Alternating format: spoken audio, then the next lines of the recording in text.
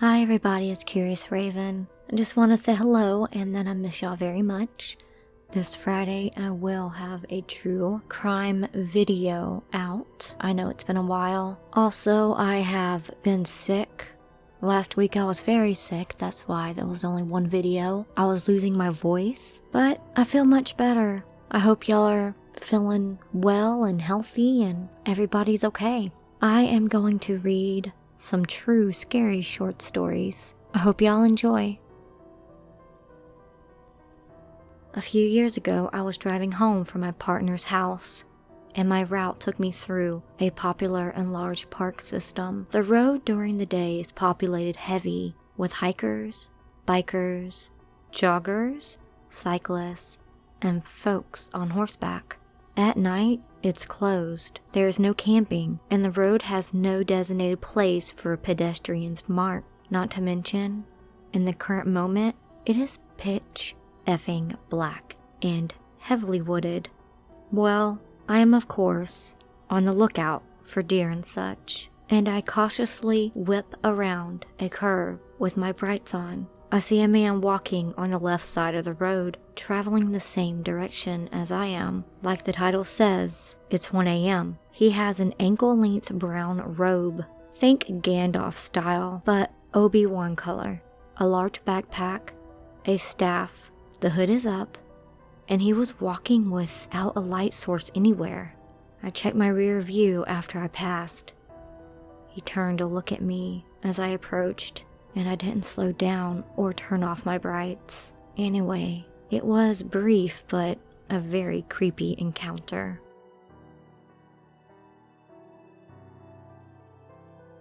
It was Tuesday, and I got off of my job early, and my friend was visiting his family overseas. His laptop had data, so we played Fortnite. He couldn't talk much, playing was loud. We were in tilted towers, so we were build fighting all the time. We were in a 3 versus 2. My friend was up on the top of the structure, and I was about to fall down off the structure. Then he fell and he screamed into his mic. Then all went silent, but something isn't right. I'm a frequent reader, first-time poster. I am a 26-year-old female living in a big city. I work every day, even during the pandemic, and take public transportation to work. So I've dealt with my fair share of men aggressively trying to talk to me, or even sometimes just looking for a fight. I put a deposit down on my own apartment, finally. So I was across the city, dropping my deposit off. It started pouring, so instead of making the arduous journey home on the bus, one transfer and lots of walking, and I didn't have a raincoat, I decided to call a Lyft. My driver gets there, pulls up, and is motioning for me to get in. I see he's not wearing a mask, so when he rolls the window down, I say, "Oh hey, I'm just waiting to get in so you can put your mask on." He said, "What the fuck? Looks like it's in my hand." I was so taken back. I just said, "Oh, I know, I'm just waiting for both of us." He hesitated a second and gave me a look so angry. I don't even know if I've ever experienced anything like that from a stranger. Pure anger, like if I was in front of him, he would have killed me. I swear it was that intense. He then said, "Do you think I fucking need you to tell me to put it on?" I said, "I'm just waiting." He gave me the look again and sped off, not before calling me a fucking cunt. Of course I reported him to Lyft, but the best part of this story is the strangers that backed me up. One woman who said to me, "I saw what was going on. That was fucked up. I had your back." And then the 2 older men who waited with me while I cried and waited for my next ride, providing words of comfort. Not everyone is bad, but the shitty ones are truly shit. My mom brought up an interesting point as well, that since I probably got the guy fired, he's gonna have even more of that violent rage. And does he have my name and address? Not sure if he could get it back from Lyft.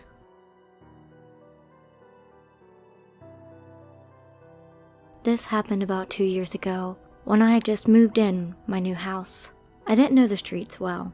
That day I went out with my friends, and about 7 p.m. I decided to go home. I took the bus, and I made the wrong stop. The sky was pitch black and I didn't recognize that I passed my stop. In that period, I had long white hair and I dressed in goth style. I had a short skirt and a black top. Not sure why I decided to stop at this fucking dark, without street lamps stop, honestly, but I did. I called my mom and worried. She said that she was about to pick me up.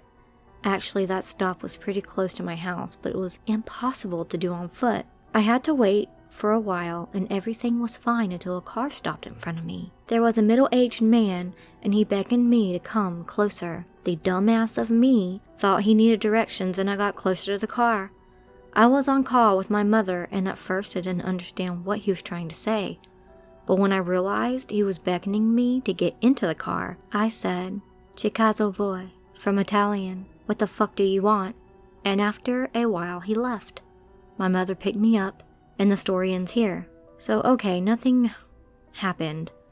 But when I start to think about the worst scenarios, it freaked me out. I think that I was just lucky and truly dumb. I think he mistook me for a prostitute. I got a call from a friend who asked if I would be interested in accompanying and driving him and another gentleman to the border of Reynosa in Texas. Job didn't pay much, and the last guy his company asked who was a former Marine turned down the job. So I agreed to the terms, had all my gear and equipment ready to go. The drive was nice and nothing creepy or dangerous until after checking into the hotel. Decided I would go check out the areas my clients would be, make plans for emergencies, etc. One location was extremely close to the border, not too far from where the State Department had issued no travel warnings due to kidnappings and violent crimes. Drove down this dirt road a bit, decided to get out of my truck. Wanted to feel the vibes, you could say. Had a creepy feeling when I saw a silver Chevy truck approach me. Despite having on a vest and sidearm, I was, well, a bit nervous, but knew to play it cool. If I'm in harm's way, I'll try to fight it out, but maybe it's nothing. The Chevy pulls a little too close for comfort. Was a nice new truck, extended cab, very dark tinted windows. I back up a bit to position myself near the engine block of my vehicle in case things got crazy. After what felt like a lifetime, the window rolls down and it's an older guy. Asked me if I'm lost, that the area isn't safe and I should go. Seemed like a decent dude. Thanked the guy to let him know how appreciate for the advice, and I'll be on my way. Out of nowhere, the guy starts laughing, tells me leave while you can. So I jumped in the passenger seat and slid over to the driver's seat and took off. I was really worried anybody would be, but that was not the last of that truck nor the guy and a few guys who on nights would ride in that truck. This truck would continue to show up and follow me around at night. I'm a stubborn dude, so one night I'm out and I see the truck, and my truck needed gas, so I pulled to a pretty shady spot to see what would happen. Went inside to pay for gas and grab a drink. A dude from the truck comes in, and it's a younger guy, well built and tatted up. Mean looking guy. I'm also tatted up. So this dude asked me about a Grim Reaper tattoo on my forearm. Asked what city I was from. I just made up a bunch of crap.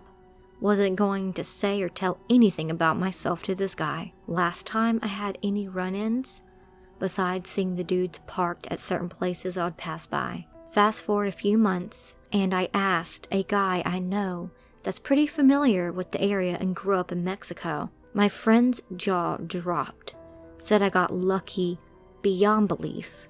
He said these guys, due to my tattoos, were checking to see if I belonged to any gangs, and had I had anything on me that meant something to them, I'd be taken to Mexico and given a choice: join or die a slow, painful death. I laughed about it, but thinking about it, I am lucky. I have prior gang associations, just nothing that would have given it away. I had those tattoos covered up when I left the stupidity. I was talking to some friends the other night and was reminded of this story. In Valentine's Day, back in 2015, a friend of mine, let's call her Tony, and I decided to go out for girls' night. Back then, her and I went out pretty frequently, and I'll say I handled alcohol better than any other point in my life. So we get dressed up and we go to dinner before hitting the bars. The first bar we went to was known for being seedy at times. We ordered one drink each, vodka cranberries, and found a table to watch some live music. And then neither of us remember anything for a good while. We don't remember getting more drinks, talking to anyone, just nothing. I had a moment of clarity when we were closing our tabs, and Tony was absolutely beyond drunk. She was throwing her cards and contents of her wallet all over the place. She had lost her shoes that she borrowed from me. Her phone was gone, and I was just trying to get us out of there.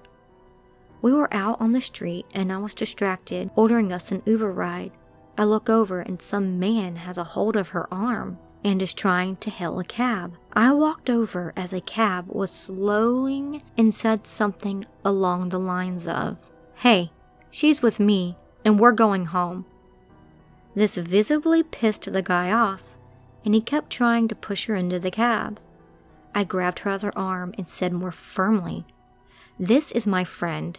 She is not going with you. I am taking her home." The guy shoved me down in the street and again tried to stuff Tony in the cab.